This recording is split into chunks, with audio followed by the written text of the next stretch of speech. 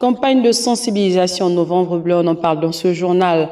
D'abord avec la Cour constitutionnelle qui n'est pas restée en marge des activités liées à la campagne. Elle a d'ailleurs organisé hier un atelier pour édifier son personnel sur les cancers masculins. On fait le point avec Wilfried Pigavwamba et Nsame Yogo.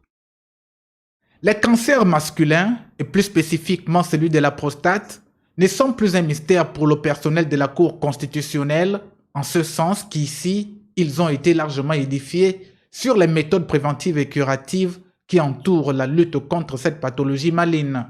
Un regard appuyé sur les facteurs de risque, les symptômes et l'importance du dépistage précoce a ponctué ces instants de partage d'expérience. Le cancer, c'est une maladie qui tue, ce qui veut dire que si le diagnostic n'est pas fait précocement ou s'il est fait tardivement, le malade peut malheureusement décéder de cette maladie-là.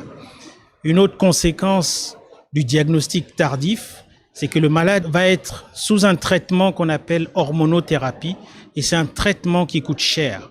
Président cette séance d'information, le doyen des juges constitutionnels a salué la contribution du ministère de la Santé, non sans conseiller aux uns et aux autres de proscrire le sentiment de gêne et de honte à l'origine de la réticence des hommes face aux examens irrélatifs.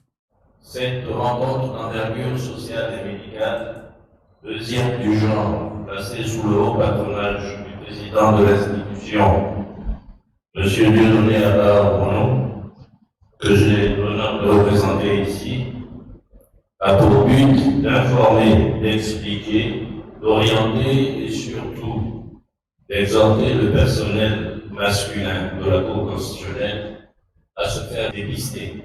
Cet atelier, rencontre du donner et du recevoir, a fait ensuite le lit à la cérémonie d'abaissement des couleurs nationales, moment solennel pour s'arrimer aux orientations du Comité pour la transition et la restauration des institutions.